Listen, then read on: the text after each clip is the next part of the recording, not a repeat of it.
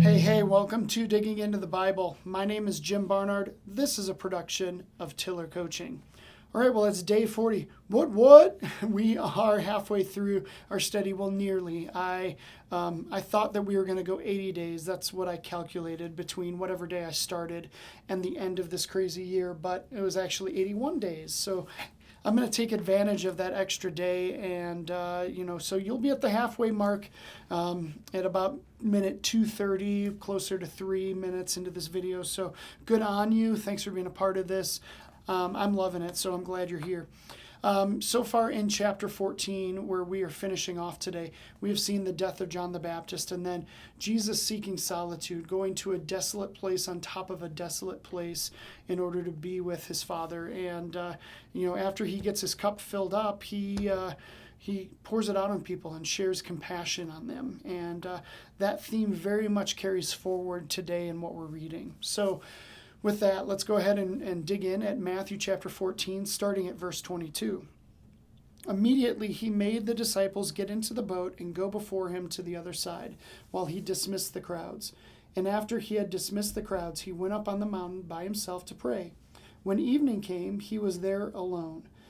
But the boat by this time was a long way from the land, beaten by the waves, for the wind was against them. And in the fourth watch of the night he came to them, walking on the sea. But when the disciples saw him walking on the sea, they were terrified and said, it's a ghost!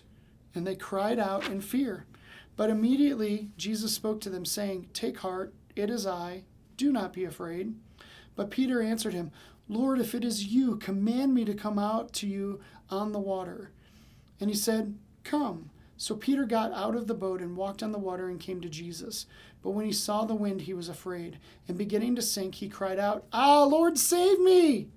Jesus immediately reached out his hand and took hold of him, saying to him, O you of little faith, why did you doubt?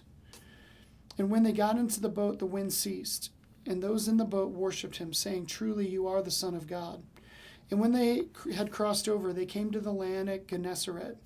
And when the men of that place recognized him, they sent around to all that region and brought to him all who were sick, and implored him that they might only touch the fringe of his garment. And as many as touched it were made well. All right, so obviously Peter does this great thing of faithfulness to step out of the boat. And while that's amazing, I'm not going to totally focus on that. One thing I really want to focus on here is that there's a solitude sandwich here. There's solitude followed by compassion, followed by solitude. And really what follows is more compassion as the dessert. And I just wonder, if Peter, it's great that he asked to come out of the boat, but what if Peter would have asked to stay with Jesus? Let those other guys go, but can I stay with you? What would Jesus have done? Would he have let him? I mean, it definitely said that Jesus made them go to the other side, but what a teaching opportunity for Jesus to invite him into this act of solitude and to teach Peter about that. I believe Jesus actually would have done that if Peter would have asked, but he didn't, and all of this seems like kind of a lesson of loss versus gain, and really a lesson of asking. So let me define this for you. So Peter didn't ask, and so therefore he didn't lose. He didn't gain, but he didn't lose. So, what the heck, right? So we get to the second thing where Peter does ask, and he gets out of the water. And in one way he really did lose because the sinking thing, how traumatic. He probably had to do a lot of therapy about that.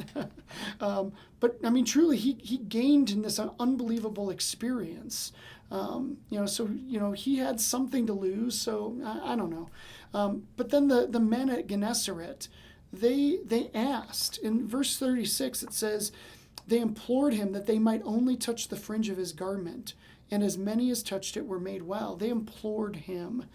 They asked, and they had nothing to lose. They had everything to gain, and so they asked, and they gained. I just think there's such a correlation between asking and gaining, especially when you have nothing to lose. And that's the unique thing about suffering, is that when you get to such a hard part of suffering, it's really the spot where you have to gain the most.